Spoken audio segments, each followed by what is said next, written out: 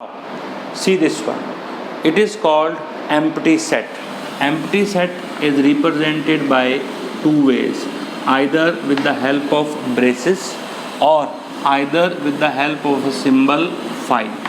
So this is the representation for the empty set. As the name is suggested, empty means a set which contain no element is simply called as the empty set. If a set contain only one element like that,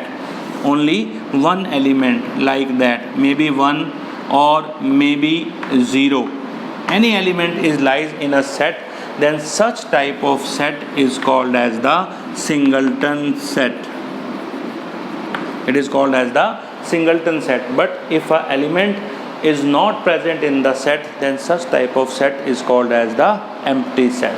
Now next one is called as the finite set. As the name suggested, finite means the number which can be countable. That set is said to be a finite set. For example, if someone say to you how many students in your class, you simply say there are the 40 students, there are the 30 students, or there are the 50 students. So that students can be counted by you. They are countable number. If someone asks to you how many pen you have, then you simply count 1, 2, 3, 4, 5, whatever may be then in your house, in your bag, then you can easily count these numbers. So such type of set in which the numbers are countable is said to be a finite set. For example, he say make a set of those number which is divisible by 2 and it should be less than 10.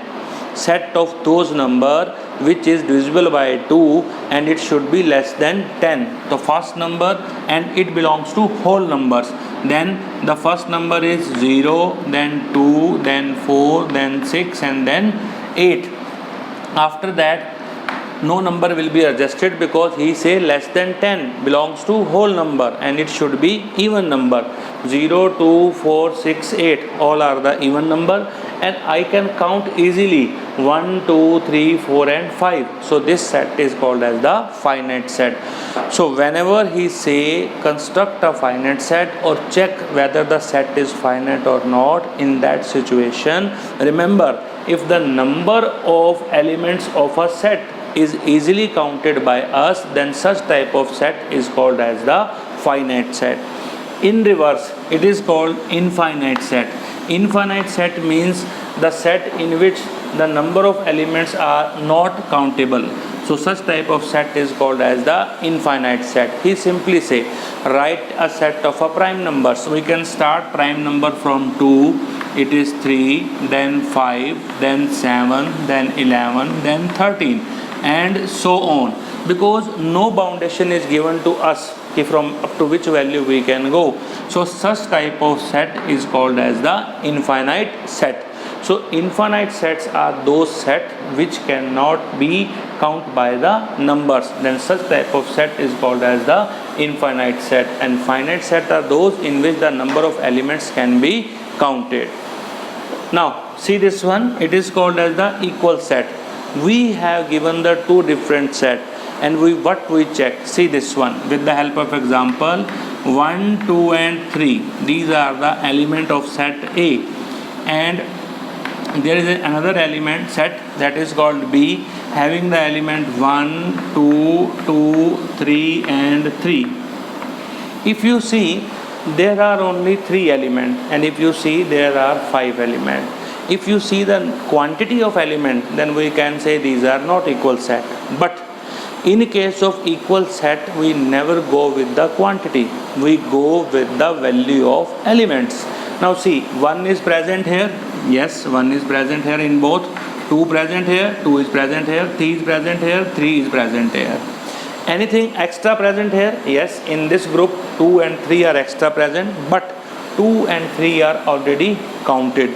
So this type, whenever the number is repeated but the elements value are same, such type of sets is called as the equal set.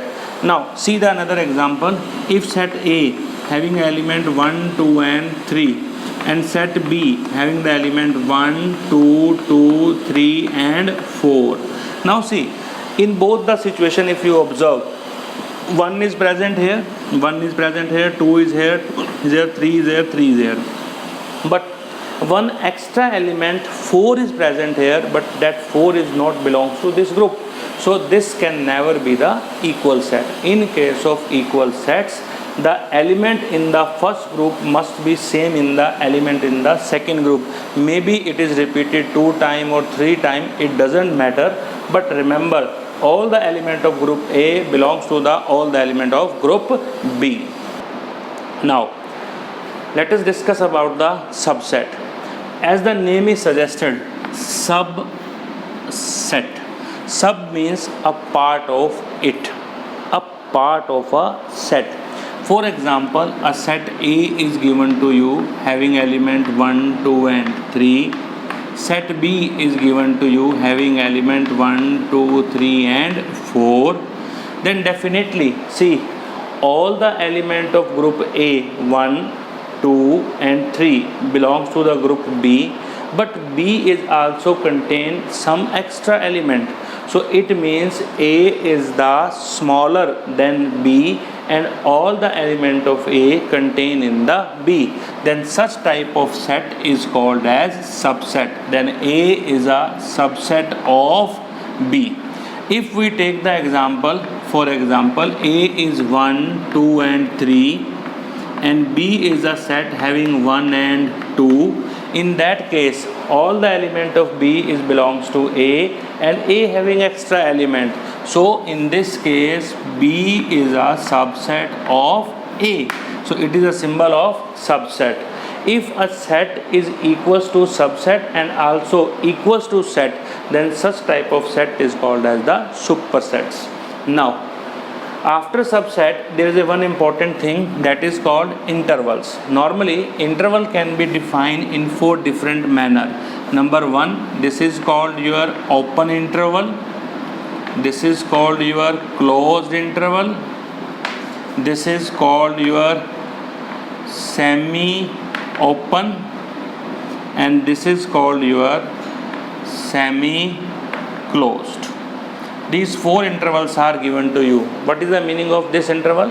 For example, if we say along about the value, for example, if we write down here 2 and if we write down here 5, so this 2 and 5, it is 2 and 5, it is 2 and 5. Now see, what does it mean? Whenever there is an open interval, it means 2 and 5, these two value are not include. The result which is lies in between them can be include. So this can be also written like that for open interval. How can 2x less than 5? It means your result is greater than 2 but less than 5. Then such type of interval is called as the open interval. Means these two value will not include. If we see this one for closed interval, it is 2 less than x less than 5. Now it is same like as an open, but what is the difference of this? This is the difference of this one. It means we can also take 2 and 5 in our result. Then it is called as the closed interval. Now see, it is called semi-open.